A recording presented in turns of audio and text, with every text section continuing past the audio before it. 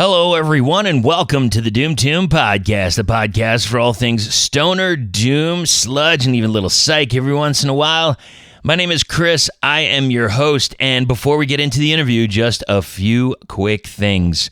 First off, I hope this is sounding a little bit better. I upgraded the system a little bit to get a clearer sound, especially when we're doing the phone calls.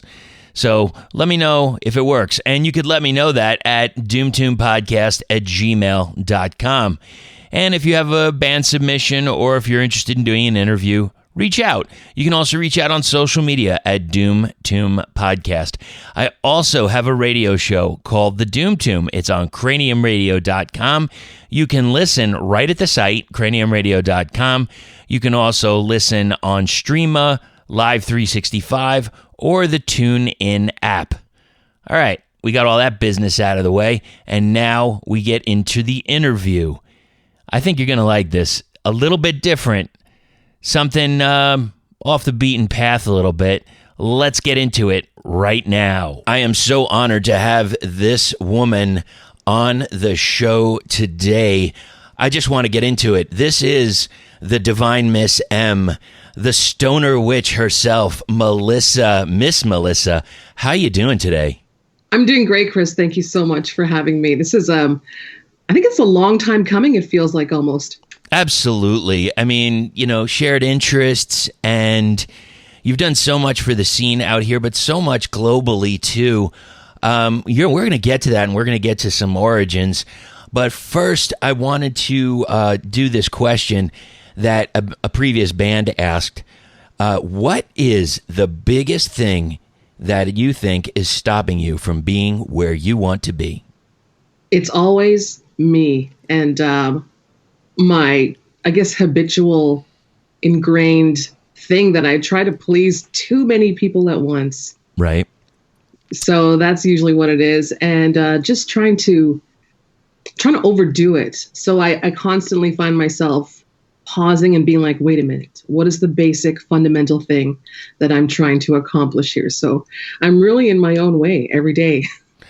Yeah, that is the biggest thing. And on top of it, there was this thing, and it's so funny because I sometimes lurk a little on social media and I go down the rabbit hole, and you had posted this photo that I have posted before as well, and the quote is, "There's no such thing as spare time, no such thing as free time, no such thing as downtime. All you've got is lifetime. Go." And that's by Henry Rollins. And I think that you're accomplishing that in so many ways in this industry. By the way, that question was by the band Dear Lord. And if you have a question that you want to ask the next band, do you want to say it now, or do you want to wait till a little later on, have some time to think about it? I definitely need to think of that one for the next band. That's cool. So I'm just going to start with the basics. How did you get involved? Like, what kind of music were you listening to growing up? Well, I'm lucky enough that I had two really amazing parents who listened to rock and roll music. So I grew up on classic rock. I was born in the early 80s. My dad's a huge AC/DC, Led Zeppelin fan. So I grew up with that type of music in my household as long as I can remember. My mother was into Elton John. She was into glam rock and Heart and stuff like that from the 70s. So I always felt really blessed to have a really good influence right off the hop. So I got into rock and roll ever since I can remember. And then as I got older, I started to develop my own taste for rock and roll. Sure. Yeah. You just go down and figure out what you like. It's like anything else. So what song or bands did you start listening to that actually got you onto your path to your heavier side of music? Well, I'm a grunge kid, right? So I was the Nirvana generation, the Soundgarden, and all that. And then it kind of morphed into this industrial mid-90s metal thing that happened. I listened to Nine Inch Nails, I got into Ministry, and then it just got progressively heavier and heavier as the decade winded down. And then I started, blazing to the Melvins and bands like Nirvana and Flipper and Mudhoney and all that. Right. I had discovered Electric Wizard one day in the 2000s, and that was it. I was like, here we go. This is like the perfect recipe of style of music that I've been craving my entire life, and it just kind of spiraled after that. That is so true. You find something and you're like, this is my home right here. Yeah. This is where I find like I'm me, and like they're speaking to me somehow. Right. Because I always found different elements in different bands, but Electric Wizard kind of had all of it wrapped up in one, So it sounded like the perfect band at the time. I was like, this is it. This is what I need. Absolutely. Now, I was talking, or I was looking, back a ways on your social, and I saw some Marilyn Manson stuff. I'm from Florida. I used to see him when he was, just starting. Marilyn Manson and the Spooky Kids? Yeah, before he even had Portrait of American Family out, he would play at like a place called the Button South or Rosebuds. I think there was another place connected called Confetti. But the Button South, yeah. Great shows. Now, there was another band, because I know that, as soon as Marilyn Manson hit, there were some other bands that came along that were trying to kind of get in that vein, or maybe the record companies were trying to get in there. Did you ever hear of a band called Lunatic Candy Creep? No. Something to check out. If you need a listen or something, I can always get you some material. It's Manson, but like side Manson. It's like, it's not Bud, but it's like Bud Light. Wow, that's incredible. Yeah, I was a huge Marilyn Manson fan. I was one of those kids in high school that you could obviously tell by the way I looked that I was a huge Marilyn Manson fan. Did you go to any of the shows, or? Yeah, I saw the Antichrist Superstar tour, because I'm from Canada, right? So I lived in a small town. And the fact that tour even stopped in my city was like insanely massive. So I was at that show. Who was opening? Do you remember? Power Man 5000. Wow. That's kind of polar opposites. Right? Isn't that Rob Zombie's little brother? I think so. That was the selling point. They're like, this is Rob Zombie's little brother. And we were like, oh, cool. We should definitely go check out the opener then. Yeah, that was when we had like spiky hair and you had to wear goggles for some reason, or? Yes. Yeah, I saw that tour, and Helmet opened up, like the open spot. And then there was this, I think it was a trio of all females. They were called Rasputina. Oh my goodness, I remember that name. Yeah, and very interesting music, very string-based, I don't know, stand-up bass, or I don't know all those, those instruments over there.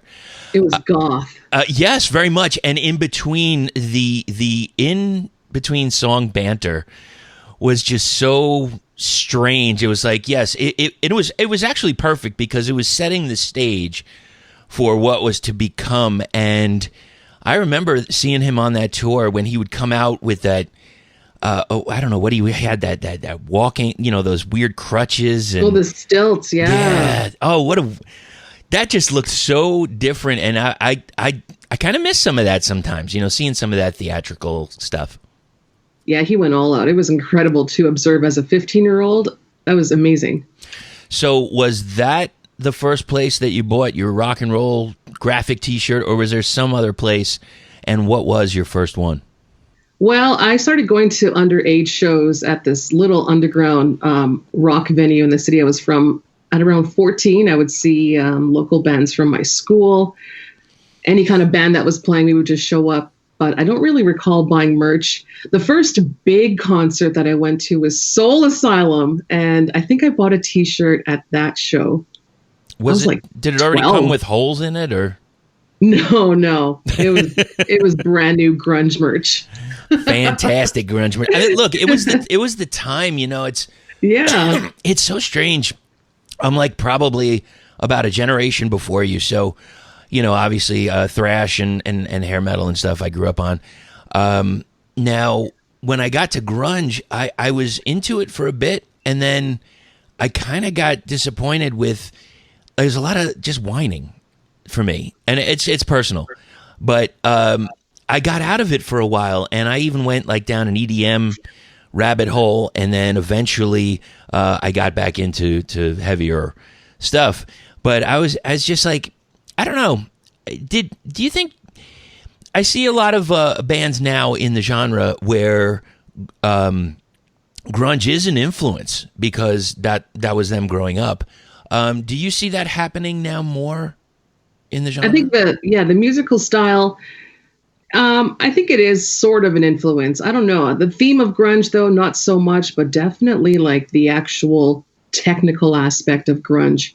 I don't know. The whole sloppy, maybe even analog style. Right. Super loud and raw is amazing instead of that really overly polished sound that a lot of rock bands were doing at the time. Oh yeah, they were. It's just got that little hint of dirt on it.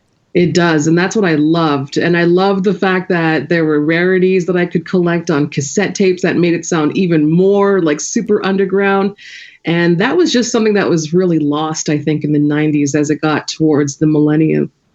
Oh, absolutely. Yeah, things changed, Yeah. Times change. So what was your first concert that you saw? First big concert was Soul Asylum, and I'm really embarrassed, but I went with my mom because I was like 12 years old. That's okay. And I think the first one after that, I can't even recall what was the next one after that. It might have been like Smashing Pumpkins. Which tour? It was the Melancholy and the Infinite Sadness tour. Right on. Yeah, it was a big one. Yeah, the first time I saw them, I was down in Miami. Cameo Theater, I think. And it was it was from the Gish tour.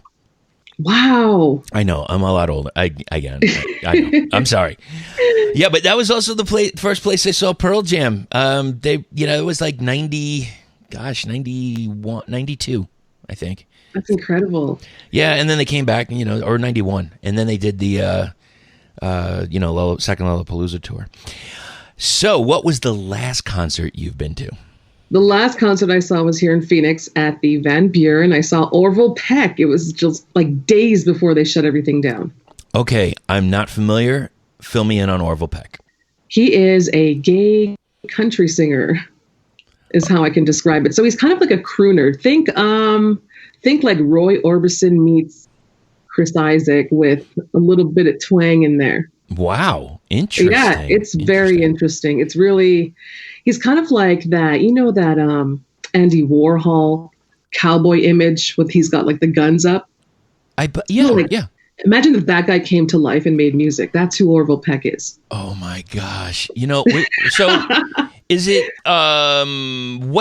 what's the lyrical content?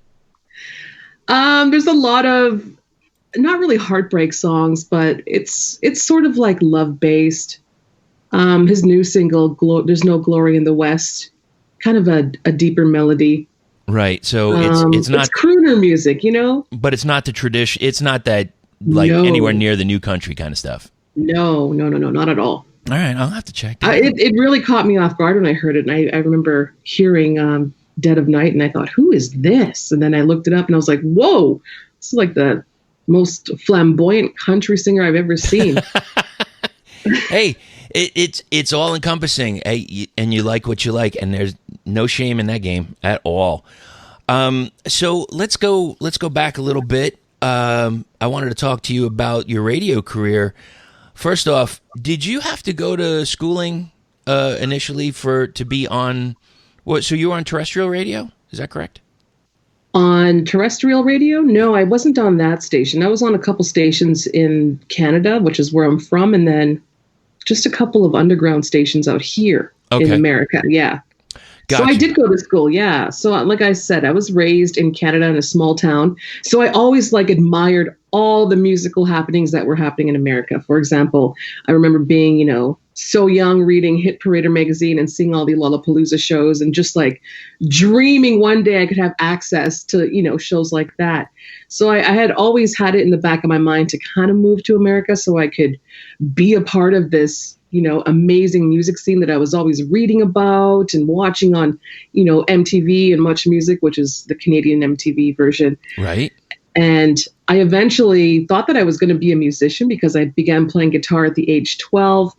And I had like jam session friends, and I eventually had this really crappy band towards the end of high school. But deep down, I knew that I wasn't, I didn't have like genuine songwriting skills or any real technical playing ability. So Right. I thought, well, what am I going to do? What am I going to do? And then I would always listen to radio, and I just never thought that I could be a radio DJ.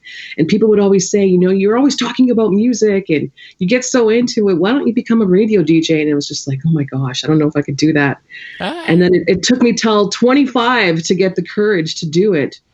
And I went to this school that was put together by a whole bunch of radio professionals in my city. So it wasn't like a legit like college. It was just this private, specialized school put on by people in the industry and veterans of the industry.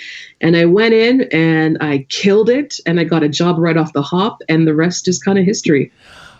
Well, yeah, in the United States, at least I know there was the Connecticut School of Broadcasting. I'm assuming it's kind of similar to that.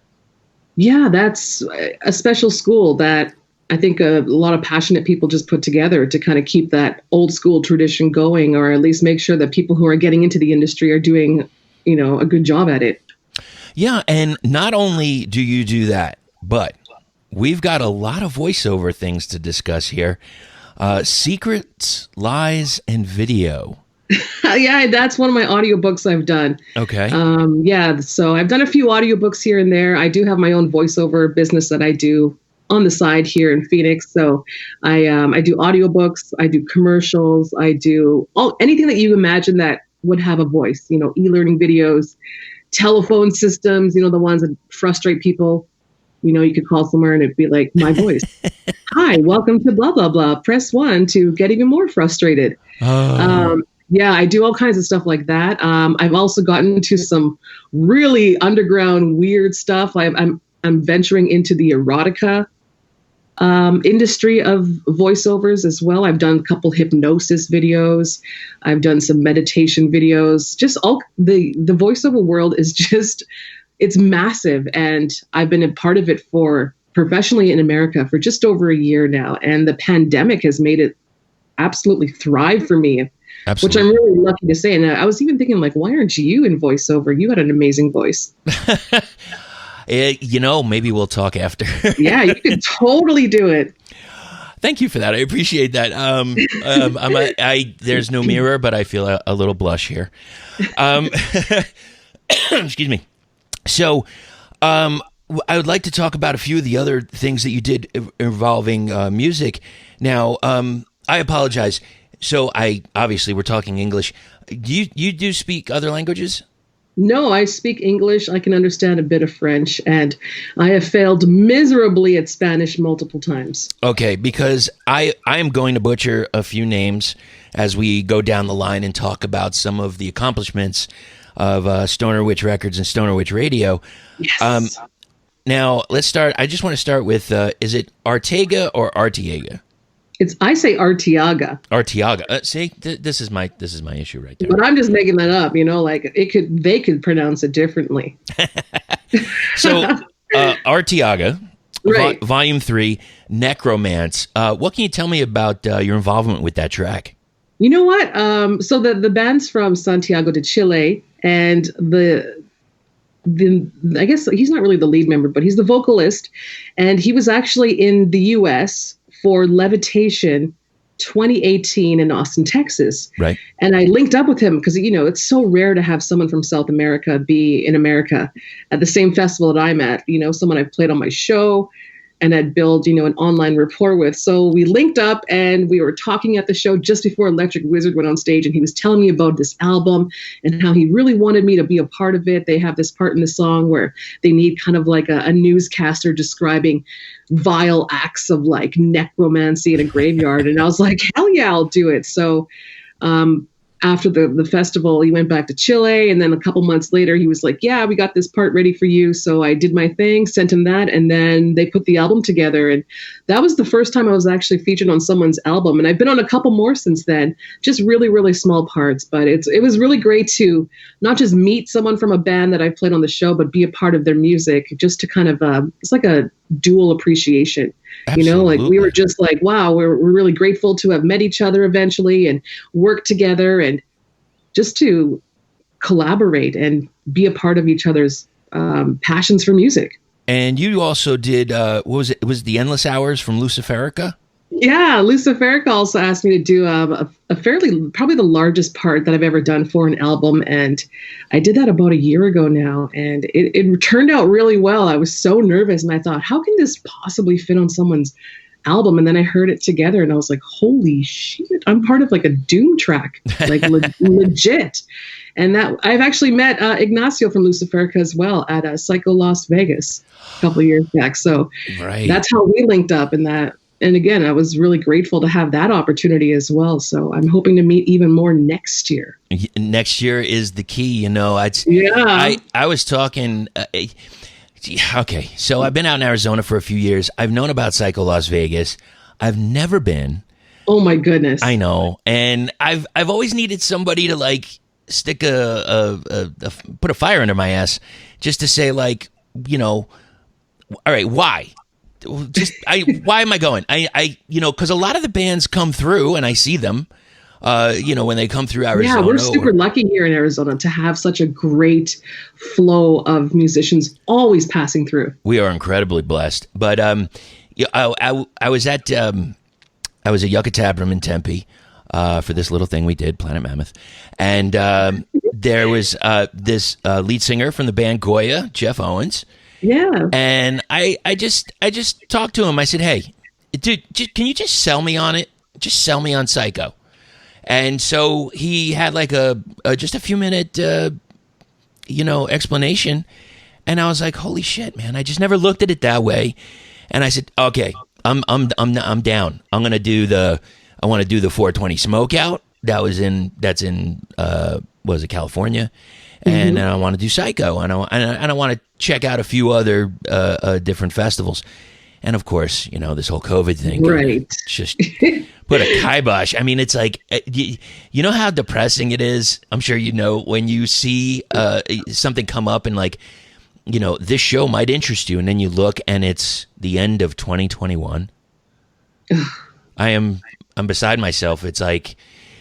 I've talked with some partners of mine for doing the next Planet Mammoth, and we have a lot of people, slated to be there, but it's all up in the air. Like we don't know. We're scheduled for February 2021, but we don't know what's going to happen. Yeah, even that date, that far away from now, which actually isn't that far. It's still, you never really know, and I've really accepted that the fact that this whole year is just canceled. But now I'm thinking like, well, how much of 2021 is going to be sketchy? You know what? I don't know. I'm not a scientist. I'm not a I'm just, we're like everybody else. We're just at the mercy of what the next phase is. And I that's all I know. Yeah, but you've got to come for 2021, Psycho Las Vegas. I've tried to describe it to other people as well. It's almost too much, Chris. Like it's too much. It's so much. It's almost too much. You're just like, where do I go? There's so many bands. What do I do? So that's not good for somebody with agoraphobia. Basically, they have this thing called recreational marijuana that might help. It might help. Ooh, a little something to ease, a little microdosing throughout the day. Yeah. I see what you did. Get that there. Really, the sociable strains might help you. You never know. You could be hugging everybody at the end of the night. That's pretty much most likely. I mean, as long as we're not distancing anymore. I don't know. Melissa, I'm sorry. I just don't know. So at least we could do this, and we could do this via phone call, and you can do what I want to go into now, which is Stoner Witch Radio. But previously, it was, and I'm not sure if you changed the concept completely. Can you tell me what the change was from Red Vixen Radio to Stoner Witch Radio? I actually even had one before that called Music Appreciation. Ooh. So you can pretty much observe my whole transition from commercial radio to where I'm at now on my SoundCloud page. So I was in commercial radio for about a decade, give or take a year or so, including school. And it placed like this huge filter on me. And I was trying to shed this filter so I could be my authentic self, which was my ultimate goal, was to get out of commercial radio so I wouldn't have to play all these bands that I really wasn't into and be interviewing all these people that I really didn't really care for. Right. I canceled myself in 2015, told my boss, hey, I'm quitting this amazing job that pays me very well. I'm going to move to a city I've never been to, and I'm going to start my own thing down there and just see how it goes. So in 2015, I left Canada, said goodbye to all my friends, threw a huge party, and then flew down here to Phoenix, one-way ticket with a cat and like 3 suitcases. Wow. Landed here in February and, moved into the tiniest apartment ever. Tried my hardest to get a job at some of the stations here in town. I think the closest I got was an interview with KSLX, and I was in the building and I was like, you know what? I don't think I can do this either. Right. And I was just like, no. And then I kind of sat on this for a few months, and my friends were like, well, why don't you just do, a little show underground? So I called it Red Vixen Radio, but deep down I always wanted to call it Stoner Witch Radio, but I thought the Melvins would get pissed. So I did Red Vixen Radio for a few episodes, and eventually I was just like, you know what? Fuck it. I'm going to do Stoner Witch Radio. So I launched that in June of 2016, or was it 2017? Yeah, 2017 or 16. I think it's 16 because 2016, because Red Vixen Radio was 2015, like the end of around Halloween. Yeah, I moved out to Arizona in September of 16, and I already saw you coming up on the on social, so I knew that there was somebody out here. So yeah, that's you know what, and these 2 shows were kind of me re-emerging back into the genre of music that I kind of neglected when I was in commercial radio because I was so busy. I was a program director. I was syndicated on Sirius XM, and I took care of a small staff of DJs. Like, I was doing a lot, and it really affected my personal passions. I worked so hard for this network for years, and I still loved the bands that I loved. I would still go fly out and see Uncle Acid. I went and saw them in Baltimore, and I would still do my best to support all the artists that I wanted to. But deep down, I was just like, this job is like sucking out my life force. So I just stopped. And then when I got to Arizona, I was able to just kind of like absorb everything. It felt like I had missed like 5 years of underground that I needed to catch up on. So I spent my episodes kind of catching up on all these bands that I was rediscovering and learning about again and reconnecting with, and then all the new bands I was finding. So that's what I did. I would just compile playlists, and it was just a music exploration.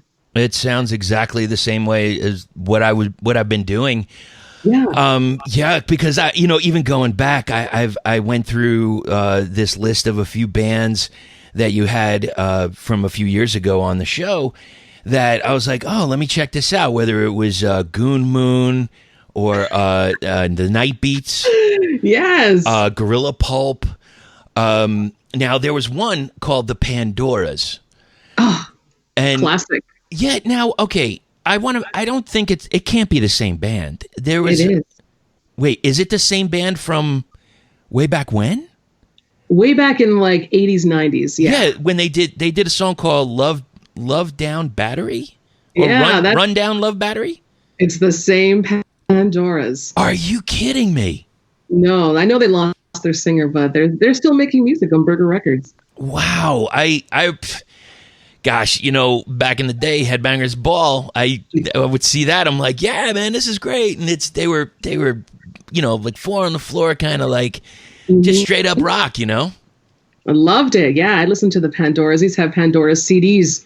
My girl grunge bands or my surf bands, So you were probably, actually, looking back on Red Vixen, you had a band, Jack Off Jill. I got to see them live a bunch of times down in Florida, too. And I think she was dating Twiggy from Marilyn Manson, who is Goon Moon.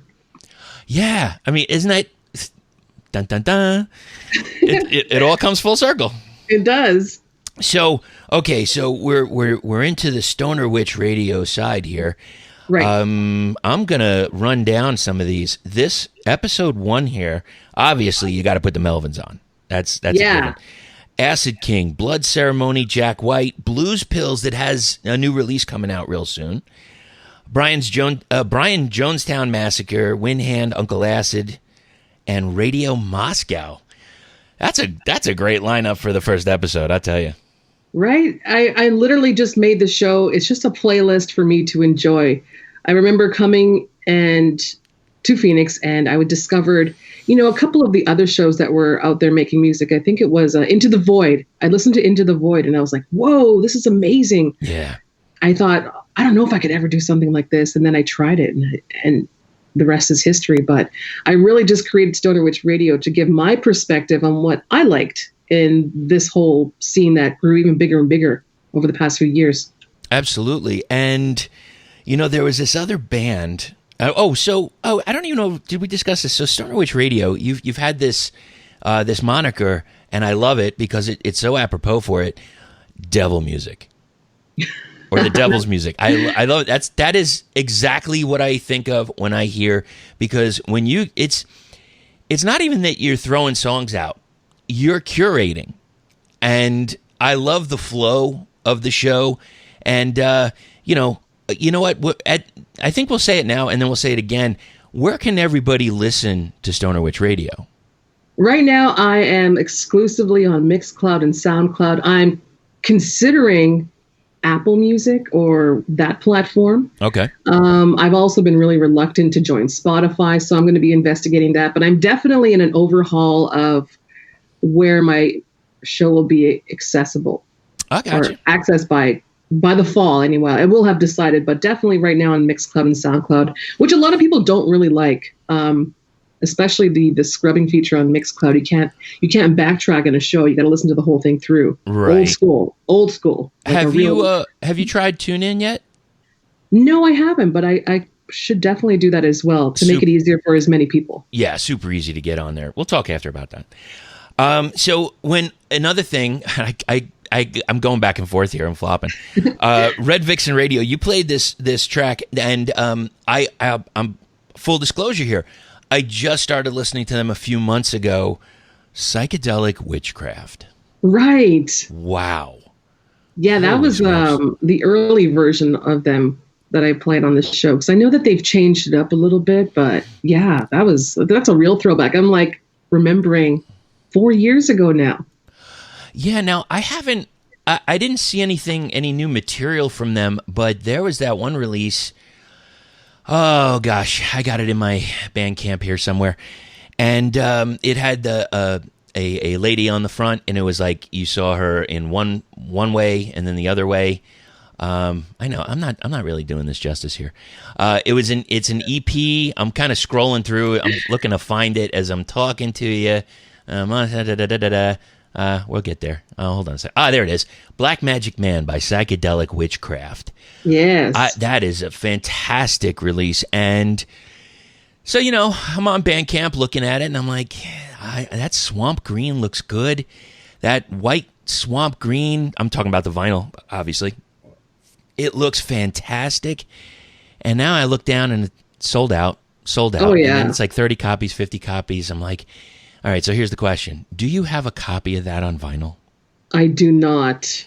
I do not. I'm actually thinking of just going for it, and I want to do the hunt, but during this whole pandemic thing, maybe it's better that I just buy stuff online. I'm just thinking, instead of going to a store and stuff, just to be safe.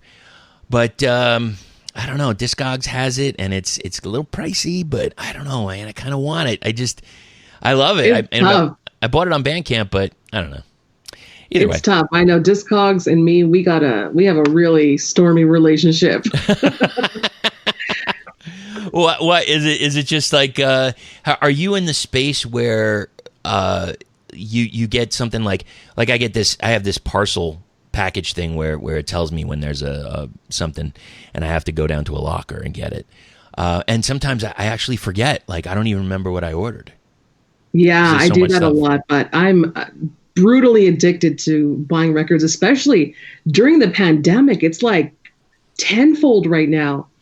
It's unbelievable. And on top of it, we've got the Bandcamp days.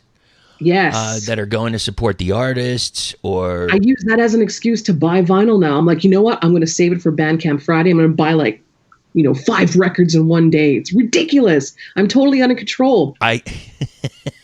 You're not alone. I just did the same thing. No joke. Whatever the last Bandcamp day was, I bought that new Pale Horse, Pale Rider, and Lord Ooh. Buffalo from Desert Records, an old Red Widows vinyl Nice. from I think their EP, and one that I don't know if you've played them yet, Las Historias. You know what? I have, and I'm releasing them. Funny. Oh, you funny, got that funny. through Electric Valley Records. Yeah. Nice. Yeah, I saw that they had a very few copies left, so I was actually going to get one today because you know me. I'm not. I'd rather buy records than food. And I'm looking at the cover, and I don't want to say I paid out the ass for it because it's going to sound strange, but you get the point. If you see the cover, everybody will know. And this is a perfect time to get into the next phase, which is Stoner Witch Records. What made you decide to start a record label? Well, I was helping out someone who had their own record label, and I was doing, the packing and kind of organizing of the actual cassette tapes. And it dawned on me, I was like, wow, I could totally do this. Right. And I was tired of trying to track down these super rare releases from different countries that just weren't shipping to here in the US. And I remember thinking, oh, I really want this Sahara album, but the label's not really getting back to me down there in Argentina, and I don't know how to get a hold of it. And I thought, I was riding my bike one day, and it came to me. I was like, why don't you just start your own label and release a couple tapes and see how that goes? So I had a little help from Golden Dawn Recordings initially, and kind of walk me through the process of how to get tapes manufactured.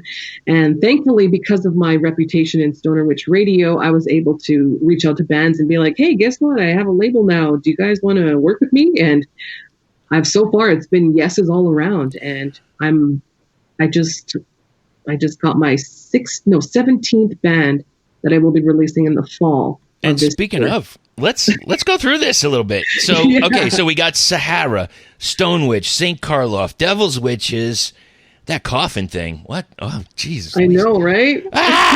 The Black Furs. Now, all right, here's where I butcher. Heraldica de Mandrake? Heraldike. You know what? I'm going to butcher it as well. Heraldica de Mandrake. I know. I'm trying. Haze Maze, Fulano, Sleepwolf, Mephistopheles. My favorite. Yeah, there is. I'm really just a fangirl. The fact that they are on, like, you can hear my smile right now. I mean, they were one of the bands, that I've been playing on Stoner Witch Radio pretty much since the beginning. And I tried not to play all of their tracks because I just love them so much. And the fact that I'm releasing their third album was just a full circle moment for me. And I thought, I could die now and I'd be totally fine. Now, what is it about that area? Because it's not just, I don't know. It's not just them. There's so many bands of that region that have that, like, I don't even know if I want to say Argentinian dirt. I don't know, the Chilean. I don't know. There's something there. It's got that specific sound that's actually, it's Mephistopheles that I keep looking for somebody, a band that has another sound like that. It's incredible. And it was, I don't know, it stunned me at first. I thought, who is this? And they're the whole reason why I even joined Bandcamp, because there was no other way to get a hold of those tracks. Right. And when I got the vinyl from Black Farm Records, I remember reading all the lyrics and just checking it out and realizing that these guys were like just a super young trio out of Argentina. And it just dawned on me like, wow, this is like the new generation of where this music is going. And it filled me with so much hope and inspiration, which is really crazy. And I just think the songwriting that Gabriel Rivera does is phenomenal. It's a really rare gift to have that, on top of being musically inclined and talented. Absolutely. To have that type of songwriting ability is incredible. And I recognize it, and I've always supported it, and I look forward to it every day. It's like my ultimate smoking music right now in my life. And I just had a super successful run with their third album, Satan Sex Ceremonies. And, I think they have something new coming up sooner than we think. So I'm just really excited for them.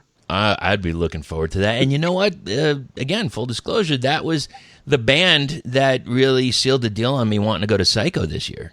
Yes, I know. I've been to a couple of Psychos, and I think I sat the one out last year because, like I said, it really is a lot, Chris. Like I don't really party and stuff like that anymore, and it's really a lot.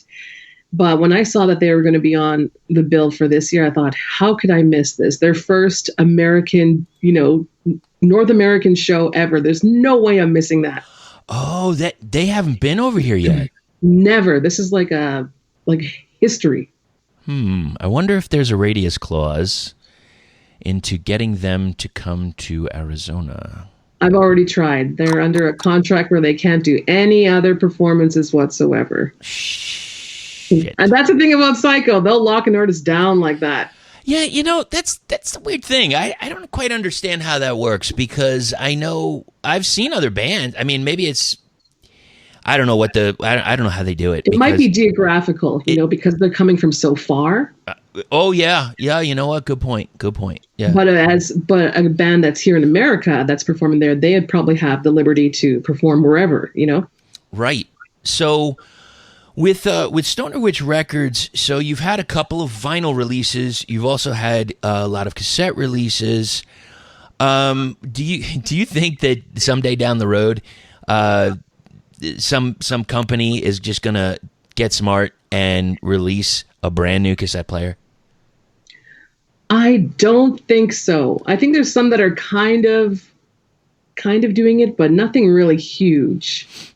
It's weird. And yeah. This is how far back, so like my grandparents used to have an 8-track player in their car, and then we had to get an adapter so we could play cassettes in it. And then we had a cassette player in the car, and we had to get an adapter to play the CDs. And now, new cars don't have CD players. It's all digital.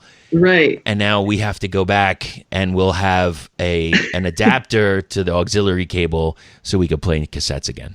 It's very confusing. I remember when CDs were first coming out and I had a few, my dad would flip the CD when it stopped. And I was like, Dad, you don't need to flip the CD. When it's over, it's over. But yeah, it's a lot to take in, especially, when you're raised on analog, you switch to digital, now you're back on analog. Right. It's crazy. It is different. I remember the day of having like a little Discman, and you put it on your passenger side, and you were hoping that you didn't hit a bump, then anything would skip. Oh my goodness, that's crazy. You have this like pillow concoction made, so yep. it has so it's all cushioned. So there's nothing. I mean, seatbelts. Yeah, that's great. That's wonderful. But I got to protect the Discman. It's really important. Discman, yeah, that's crazy. So what is coming up down the line for Stoner Witch Records? Well, my plan to release a vinyl this year was crushed once the whole pandemic started. So I'm hoping to eventually switch to vinyl next year to get enough sales and get enough, not recognition, but get a good reputation going where I can start releasing vinyl and have it sell well, with cool bands. But sure. I do have another release coming up in the fall. I might do a Mephistopheles repress. I definitely want to launch a bit more merch. I'm just kind of trying to make the Stoner Witch a brand. I actually contacted the Melvins, and they did write me back, which was unexpected. And they were like, yeah, you can totally use our name. It's totally fine. Follow your dreams. It was really brief. I was like, thank you. That's so awesome. I'm definitely going to run with it. And I just want to make it a lifestyle brand, like it really sums up what I'm about, a stoner witch. I mean, it doesn't get more basic than that. So the whole stoner aspect, I would love to have my own smoking paraphernalia. I'd love to have rolling papers and, maybe even a bong and some pipes, stuff like that. Sure. And then eventually have the music aspect of it as well. So that's my ultimate dream. Yeah, all encompassing. I mean, yeah. That's fantastic. Yeah. I look at bigger labels like Riding Easy Records and stuff like that. And I just think, wow, so cool to have such an amazing brand that people really love and adore. I'll tell you what, I'm going to be waiting. Just on the side, I'm waiting for that Mephistopheles repress that you're going to do. Yeah. Just saying, just throwing it out there. Just, whatever it is, because I look at it, I don't know if you do this. I'll be on Bandcamp and I'll look at something. I'll put it in my cart. I have it in my wish list. And I'm like, someday I'm going to get that. Someday I'm going to get that. And then I run through my old wish list, like all the way down. And I'm like, shit, I still haven't bought those. All right, I'll buy those, and I'll move up here and move over here, and it's just music is our lives, right?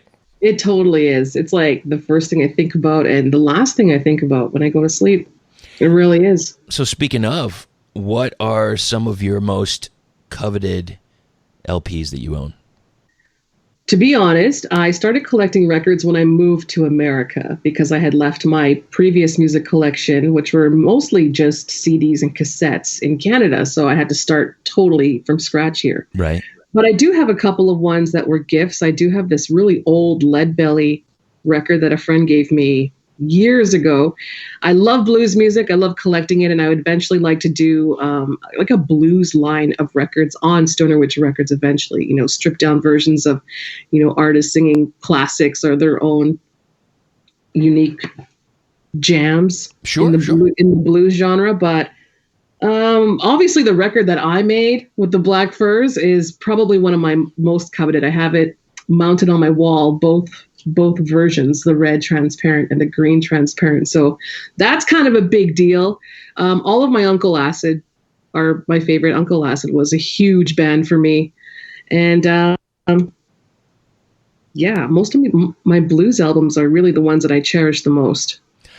That's awesome. I was gearing up. I don't know if you where were they? Uncle Acid was supposed to be in Tucson, I think, or something this year. Twin Temple, yeah. Yeah.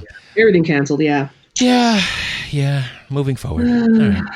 So, what bands would you wish that they would release? Let me rephrase this because that doesn't come out right. What band or bands would you wish would have one more release? Well, I'm really hoping Electric Wizard does. You don't think you? I don't know. It just seems like they're just so quiet, Yeah.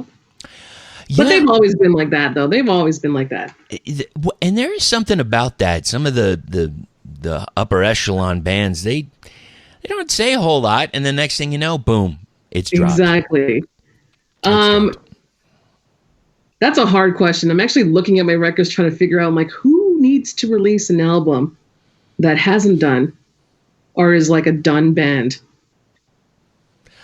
I know I would be down for another Psychedelic Witchcraft. Absolutely. Definitely Psychedelic Witchcraft. And you know who? Mount Salem. Yes. They're due. They are definitely due. Castle. Oh, yeah. Yeah, Castle, definitely. I know they had, what was it? Was it the end of 2018 or something they released their last album? I believe so. All right. So we got Castle, Electric Wizard, and that sounds good. I like that. Yeah. Was there a band that you felt that you slept on for far too long? Oh my gosh, there's so many. I think I slept on Graveyard too long. Right. I really did. And I'm always embarrassed to admit that. Me too. Same thing. We were probably at the same show. You went to Uncle Acid Graveyard. Yes. Right? Yeah. I was there. And I tell you, man, Graveyard putting on a dynamite show, and I became a fan right then and there. Incredible. And what was the first music you bought with your own money? With my own money? Well, the first paycheck I ever got, it was a VHS live concert, Marilyn Manson. That was the first thing I ever bought. And then I bought Nirvana Unplugged. Uh-huh. That was huge. Oh, yeah. And then I got a hold of a Columbia House. Remember that? Columbia House? Where you yes, I do. So I went crazy on that. I think I ordered all the Led Zeppelins. So I made sure I had like a full chronological collection of Led Zeppelin.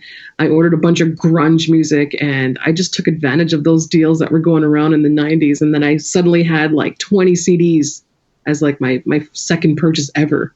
Isn't that crazy? I don't know I know there's a business concept.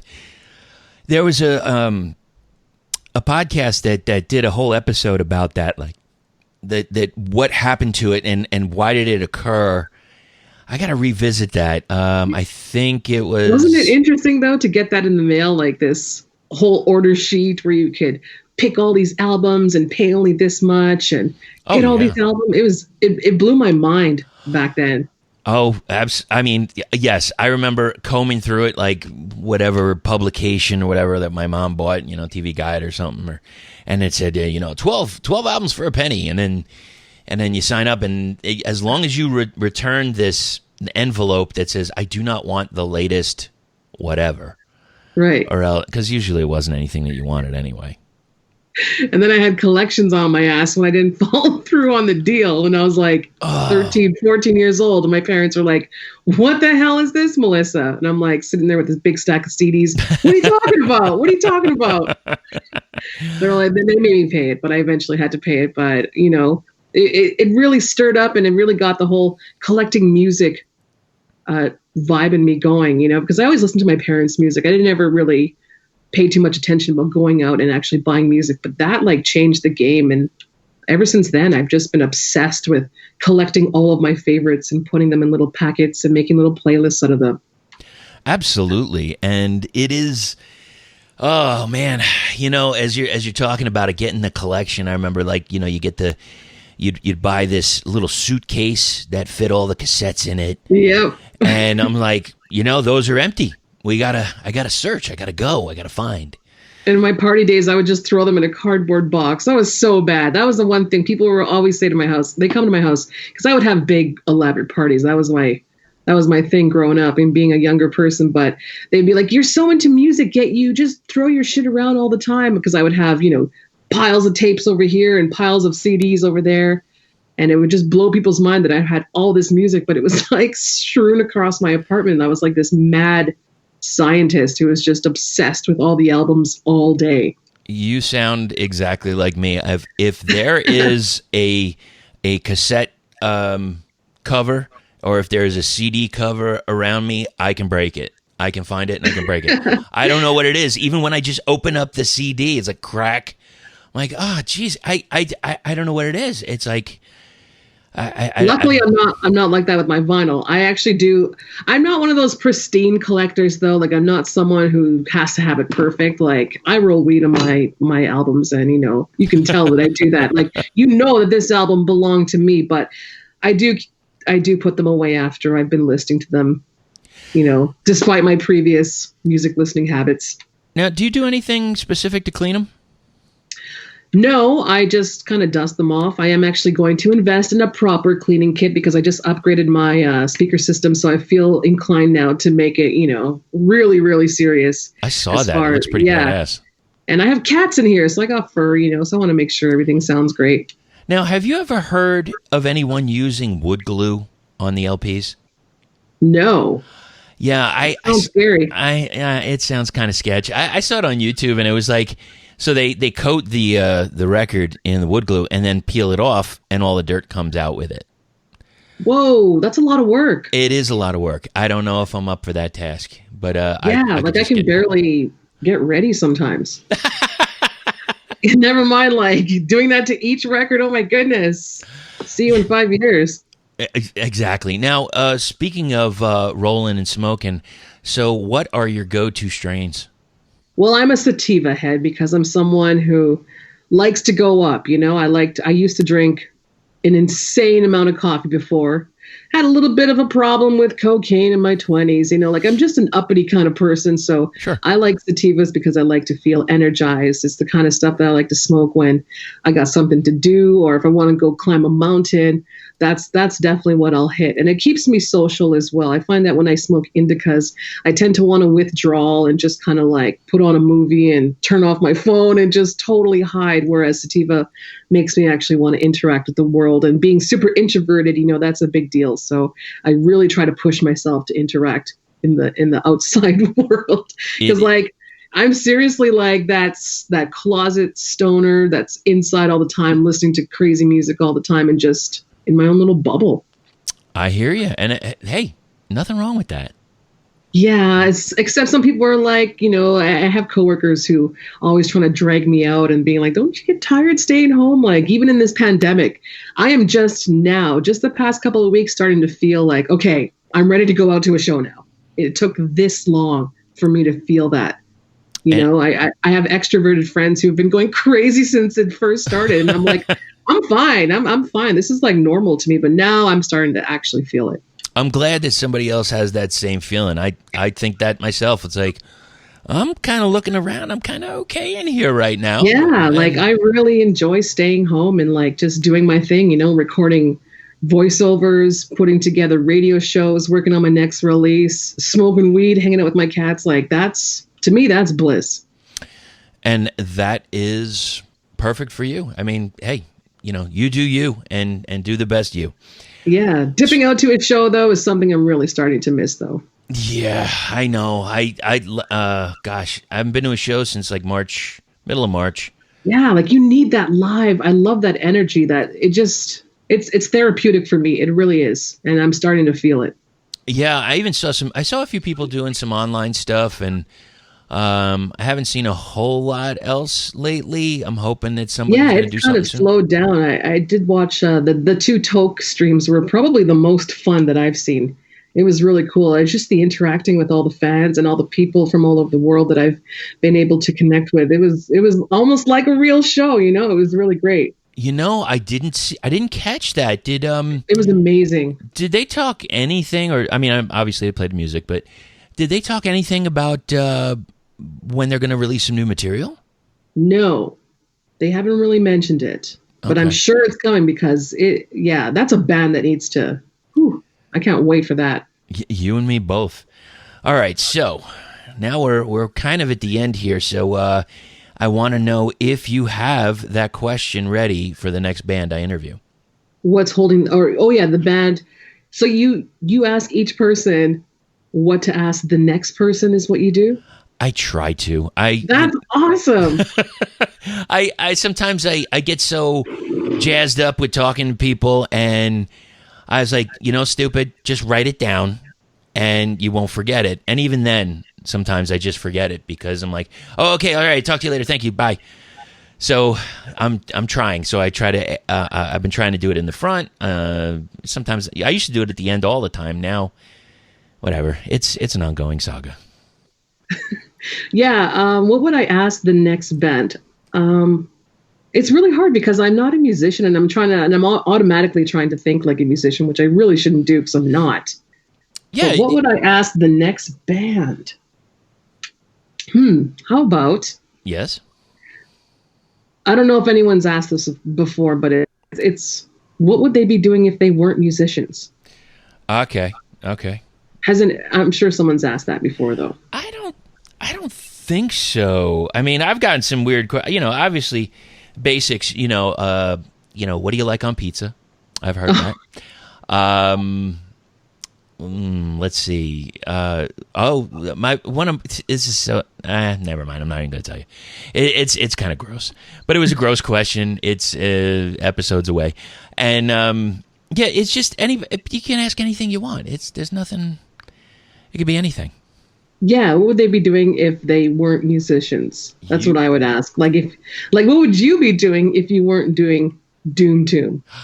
Yes, exactly. What wouldn't I be? I'd be still at home, still listening to the music. Guess what I would be doing? The same damn thing. I would be a meteorologist. Oh, no kidding? Isn't that crazy?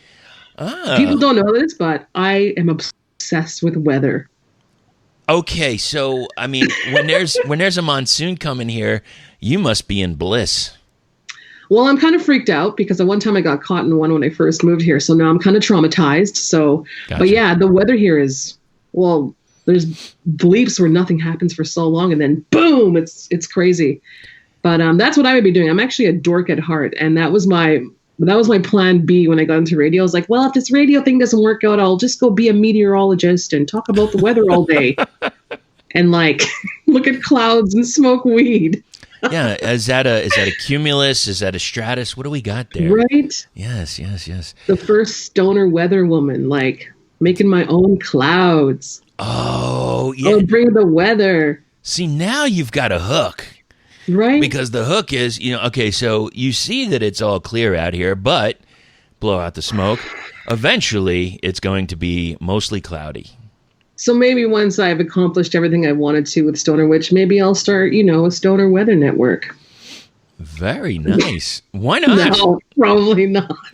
Yeah, I mean, that sounds insane. God, you'd go crazy in Florida. I anytime, so there's, it would start with something very simple like, oh, there's a tropical depression just outside of Florida. Meanwhile, it's like 2,000 miles from us, And then all of a sudden, as it comes up, and then there's the cone of indifference, or the cone of indifference, I think it's called, where whatever way the tracks, and then we have the 13 different pathways that the hurricane can move. They love that kind of stuff. That's cryptic. You could that's like lyrics to a song. The hurricane. The cone of indifference. The 13 occult paths it could take to blow us away. Kind of completely. Ironic that it was 13. Interesting. Right? I thought you were doing that on purpose. No. I mean, no, sorry. That's just me. All right. So yeah, that's what I would ask the band. What would they be doing if they weren't musicians? Like if they could just do anything that they wanted, anything their crazy mind could think of, like besides music. For me, the meteorologist thing. Fantastic. Melissa, thank you so much. I guess that's where we'll cut it. I appreciate you so much and everything that you're doing for the Doom, Stoner, Psych, Garage, whatever you're going to put out. I mean, please. The devil music genre, the one I invented. Yes. Devil music. Thank you. And where can everyone get your stuff? StonerWitchRecords.com is where I do have some cassettes up for sale. I do have a distribution deal going on right now with Hand of Doom Records. So we've got some Sahara. We've got some Bong Tower over there. Mephistopheles is totally sold out. So go check that out if you're here in the U.S. and you want to save on shipping, because that label's based in Germany and it costs a lot to ship those records directly from them. So I'm going to have a few exclusively available here. And if you want to check out my radio show, mixcloud.com/StonerWitchRadio. Same with SoundCloud, SoundCloud.com/StonerWitchRadio. And Instagram, I'm Stoner Witch Show, which is kind of like a personal / promotional account that I have. Awesome. Thank you so much. And we look forward to seeing anything and everything that the Divine Miss M, the Stoner Witch, can produce in 2020 and 2021. Thank you for having me. I really love the work that you do. You really give artists a different way to shine, I mean, there's so many of us out here playing music, but you're doing something really, really special. So thank you. Thank you very much. We'll talk soon. Thank you. Thank you, Melissa, for hanging out with us. And I am always looking forward to whatever the Stoner Witch has coming up next. Check her out, Stoner Witch Radio, Stoner Witch Records. If there is a release going at Stoner Witch Records, you better hop on it because it is going to sell out quick. All right, that's our time. Thanks, everybody, for listening. Really appreciate it. We'll talk to you soon. And in the meantime, and in between time, wow, haven't said that for a while.